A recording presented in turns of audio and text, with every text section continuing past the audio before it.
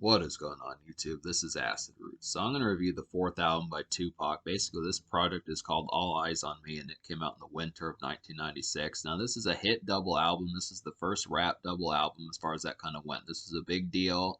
This album was a big deal back in 1996, and this was an album by Tupac that just had a lot of widespread appeal and wound up going diamond. This is one of the highest selling.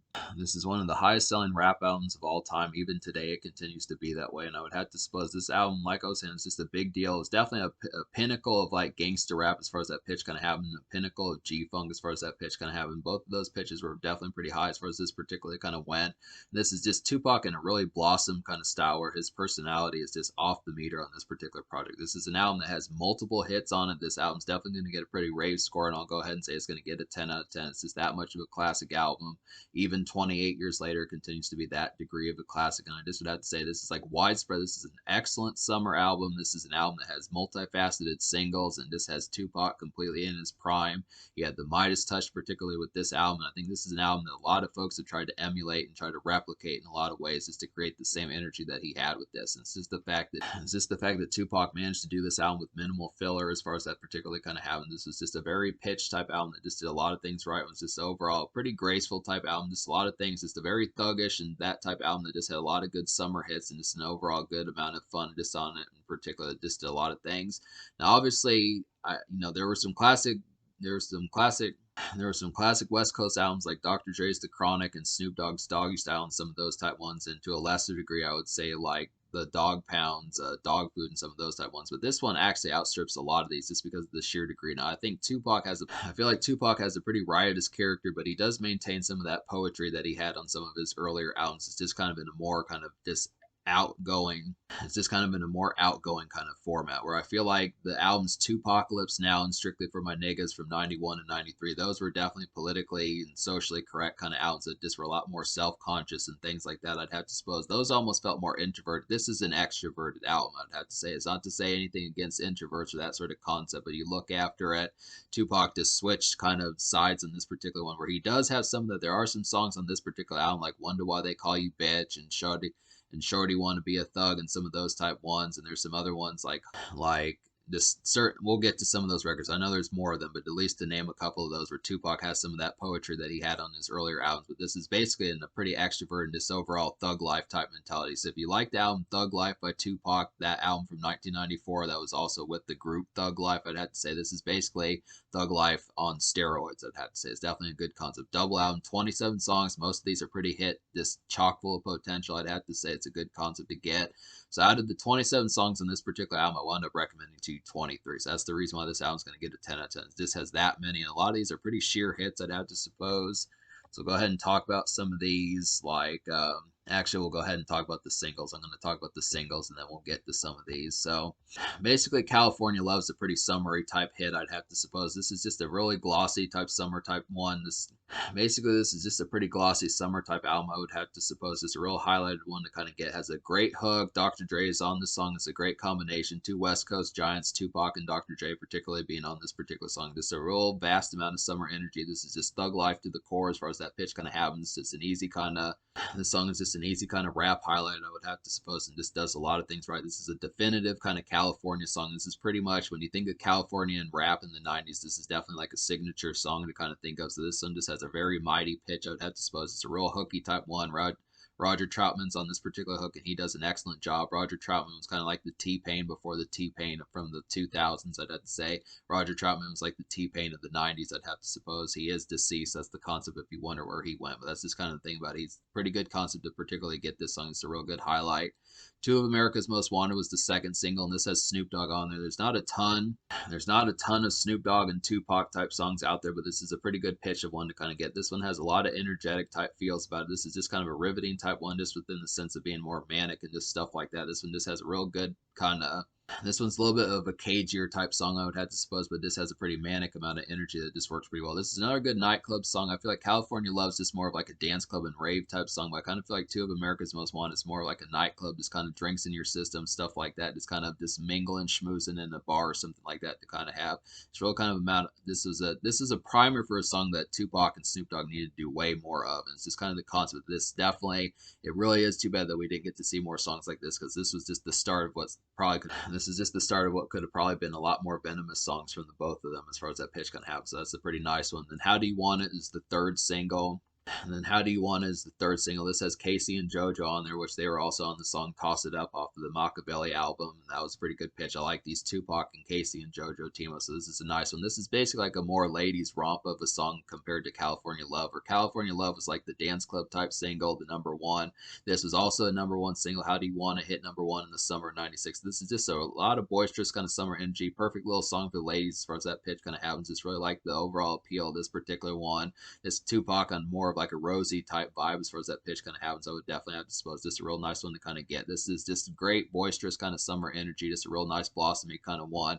Definitely like this kind of rugged type appeal. It's just like thug love type music. I'd have to suppose it's a real good pitch to kind of get that. Whereas Tupac on like his rugged type stuff, but then also being appealing for the ladies, I'd have to suppose. So this is just a nice one to kind of get. Real nice hook on here. Just a real kind of just highlighted just a real nice kind of appealing type song that just works pretty well for Tupac and Casey and JoJo. I'd have to say, so that's a nice one. Then I Ain't Mad At You's the fourth single. And then I Ain't Mad At You is the fourth single. And this is another highlighted one. This is kind of more like a rap ballad, I would have to say. It's just a real nice pitch to kind of get this one. This is just kind of an introspective type one. Tupac has some of those type songs in this particular album. Songs like Life Goes On and some of those type ones. Holla At Me is kind of one that's similar to that. I mean, that one's not a Holla At Me is not really a ballad, but just kind of some introspective type Tupac songs where it's kind of ruminating, but it's just kind of more in like a social kind of commentary as far as saying, you know, just some homies that you're kind of falling out with and things like that. It's kind of the concept. It's just a good boisterous type of appeal because Tupac was really riding with like the Outlaws around this time, so he was just noticing that folks that he wasn't riding with as much. It just has a lot of social commentary. This is definitely, if the score of this album is going to get a 10 out of 10, I would also have to say that the social score of this album is going to be pretty high also, just because there's just so many songs for your homies and stuff like that. I mean, there's songs for the ladies on this particular album, but there's also songs for your homies.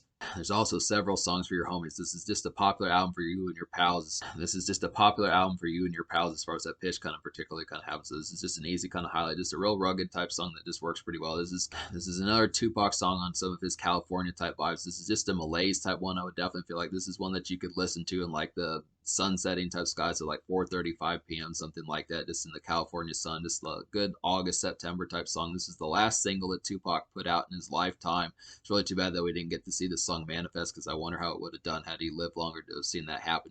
I mean, it feels like this album had more than 4 singles, but that's about the pitch of this particular album in terms of singles, I'd have to say. But it did have a lot of songs that got some airplay, I'd have to suppose. Maybe not airplay in terms of like certain aspects, but I would have to say that there's definitely some songs that probably could be singles, I would have to say. So we'll go ahead, talk about the songs I recommend. So basically it's just easier to talk about the 4 songs I don't recommend. So those 4 songs would be Got My Mind Made Up, Holla At Me, Wonder Why They Call You Bitch, and Ain't Hard to Find. So those are like the only real 4 songs I don't recommend. So basically I didn't recommend Ain't Hard to Find because I just didn't like the production on that particular one. That one's kind of a posse type song that just didn't really do it for me as far as that pitch kind of happens. So it's one of the few blunders of this particular album, I'd have to say.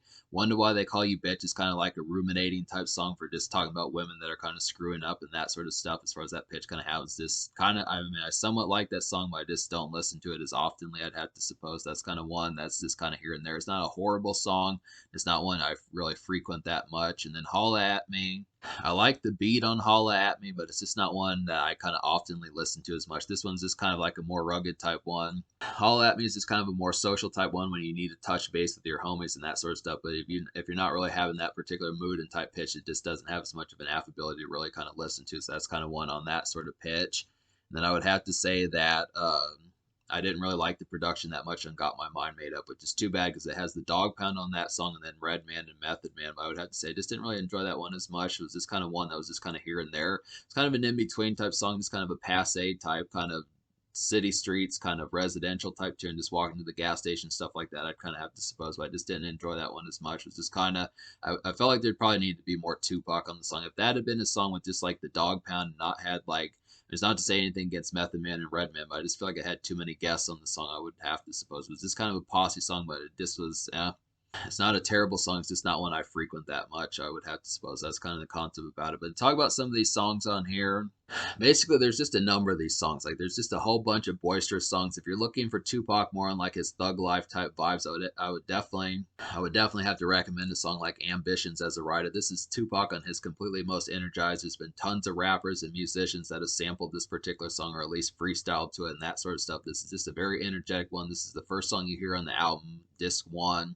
This is the first song you hear on the album. This is just Tupac on his complete carnivorous and boisterous type vibes. This is just a real kind of thrilling type one. It gets you ignited easily. It's just a pretty aspected kind of one to have just to get fucked up to, turn up in the club, some of that type of stuff, just to really have a good pitch as far as that kind of particularly kind of happens. So that's a nice one. A real highlight on here that I thoroughly enjoyed was Scandalous. Really enjoyed this particular one. This has an excellent Nate Dogg hook and an excellent Daz Dillinger beat. I'd have to suppose this is just a real highlighted one just for ladies and that type of stuff. Just a real nice one. This Thug Living, just that sort of stuff. This is a good summery haze of a song to kind of have. Picture Me Rolling's a pretty good highlight. This is definitely Picture Me Rolling's a pretty good highlight. This is just a sarcastic kind of Tupac song talking about the fact of the people who put him in prison. Just the fact that he's seen all this success and that type of stuff. Really like the kind of malaise type feel. This is just a real good summer haze type one just to listen to on like a carefree kind of breezy. Just a song to listen to on like a carefree kind of breezy summer day, something like that. Just a good July, August type tune. All Eyes on Me is one of the best songs on this album, the title track. This is just a real boisterous kind of nightclub.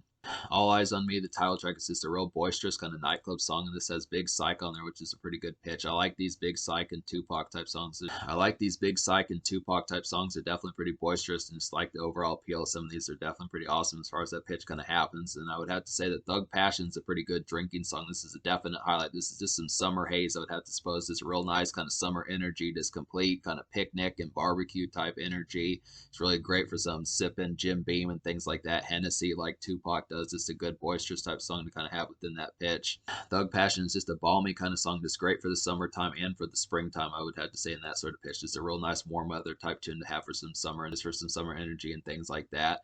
Run the Streets is a pretty nice one. This is a summer type tune for ladies and that sort of. Run the Streets is a pretty nice highlight. This is a summer type tune for the ladies as far as that pitch kind of particularly kind of happens. This is just a nice highlighted one. Just a kind of R&B almost type tune. Just kind of in a more laid back kind of sense. Just a more mellow kind of softer type song for the ladies as far as that pitch kind of happens. Just a real nice highlighted one to kind of get. Definitely enjoyed that one. I'd have to say another one like that's What's Your Phone Number. This is kind of like a dance rave type tune. I would definitely feel like this is a pretty highlighted one to kind of get within that sense. Tupac's pretty energetic on this particular song, and then he starts talking to some chick, getting her number. And then he starts talking to some chick at the end of that song, so it's a pretty good pitch to kind of get on that particular one. This is a real nice ritzy kind of one. This is a real nice, energetic, and jivey type song, I'd have to say, so that's a pretty good highlight. Shorty Wanna Be a Thug's a pretty nice one for like the young bucks that are getting ready to get into the game and that type of stuff. It's a pretty good pitch to kind of have. Really like the pretty lazy kind of summer evening type fare of that particular one. Rather Be a Nigga's a nice kind of just. Rather Be a Nigga's like a pretty nice laid back song for the ladies as far as that pitch kind of happens. It's real nice kind of almost R&B type bop as far as that kind of happens. It's just a real nice bopish type one, I'd have to suppose. I really like the appeal of Life Goes On. This is like a reflective type tune just talking about the effects of death and that sort of stuff as far as that pitch kind of happens. It's a really nice ruminating kind of introspective type tune that works pretty heavily for Tupac, I'd have to say. I also like Hearts of Men. This is kind of like an in-between type song. This is just kind of one where just kind of showcasing like the nightlife and things like that. Just kind of like more kind of ritzy type living as far as that pitch kind of happens. Just a little bit more quicker living, I'd have to suppose. Kind of a more kind of here and there type Tupac tune. It's not one of his most popular, but I do enjoy this one quite a bit. I'd have to suppose that's a pretty good highlighted one. So overall, there's just a ton of these. I mean, I could keep talking about a ton of these. There's some other ones on here like Trading War Stories and When We Ride that are some good hits with like the Outlaws and some of those type pitches. Definitely like these team-ups with the Outlaws as far as some of these kind of go. As far as some of these kind of go and just pitches like that, I have to say Can't See Me is a pretty good summer type tune, pretty similar to like California Love. That was the Dr. Dre beat, so that's a pretty nice one. There's just some good overall highlights on here. Most of this album is just pretty goddamn good, I'd have to suppose. It's got a real kind of excellent electric type pitch to kind of have just on this particular. Most of these beats are just excellently produced. You got beats from Johnny J, who's a vintage kind of Tupac producer. You got a couple beats from Dr. Dre. You got several beats from Daz Dillinger. Just folks like that. Just a good assortment of folks. DJ Pooh's on here. So there's some folks like that. DJ Quick's on here maybe once or twice. So there's just some good pitches to kind of get within that aspect. I really like the overall production for this. It's not a bad produced album by any means. For the most part, almost every beat on this particular album, really the only beat on this album I didn't really wholesomely like in some fashion was just ain't hard to find. That's really the only one out of 27 songs that just didn't have some wholesome degree of agreement with, I'd have to say. So that's just kind of the concept. This is a pretty classic album, plenty of thuggish type vibes. You got songs like Thug Passion, Ambitions as a Rider, All Eyes on Me, Life Goes On, Hearts of Men, Scandalous. There's plenty of these songs, I Ain't Mad at Ya, California Love, two of America's Most Wanted. I mean, there's just plenty of boisterous type songs on here that just have like the sheer rugged kind of energy and just overall social outing points that just make it a very golden album, I'd have to suppose. It's a real golden kind of pitch that just has the Midas touch, just did tons of things right, plenty of energy. This is an album that should be like a blueprint for how to do rap albums, especially in like a more rugged and street sense, I'd have to suppose. Just the real aspect of just getting some of these in like an outgoing kind of sense. This is just kind of a model for how things should kind of be, I'd have to suppose. That's kind of the concept about it. So this album gets a 10 out of 10. The social score gets a 10 out of 10 also because there's just so many hits on here. You've got dance club songs, you've got outing songs, you've got drinking songs, you've got car and cruising songs, you've got energetic songs, you've got songs for the ladies. There's plenty of pitches to kind of have just amongst these moments, plenty of good times to kind of have. This is a double album and it doesn't really have that much filler either. I just would have to say for the most part, you're bound to find at least 3 or 4 or 5 songs that you like of each particular angle that there kind of is to have. And I just would have to suppose if you only can fit the like if you really have to choose between one disc, I would just put like 16 or 17 songs on one particular mixtape type disc and then just pop that in your vehicle or something like that and then just have that kind of get some spins because I would definitely say I think it could fill out easily like a 16, 17, 18 song mixtape. I would definitely say it could fill out like a 16, 17, 18 song mixtape in terms of that pitch of just having like a supersized CD just with some of the best songs from this particular double album, I'd have to say. So it's a good pitch to kind of have. There's definitely some great summer energy, just some great times. You drink Hennessy like Tupac does, just get cranked, some of that type stuff. Ride out, get some ladies, that sort of pitch, just having some good grub and things like that, just being able to do is just a good aspect to kind of time to kind of have. So social score gets a 10. In terms of the future, that's kind of difficult because Tupac is deceased, but I have a few more projects by him to review, and I'm definitely going to get to some of these. I would have to suppose there's like there's 2 more posthumous albums I'm going to get to, and then there's like a greatest hits album, so I'm going to review those, and then we'll definitely get to some more of these. But this is definitely, once again, this is a classic album, and I highly recommend this project. Just fuck with it, fuck with the whole thing, get a bunch of these, find like 10 or 20 of these songs that you really thoroughly enjoy, just go out and get cranked to it.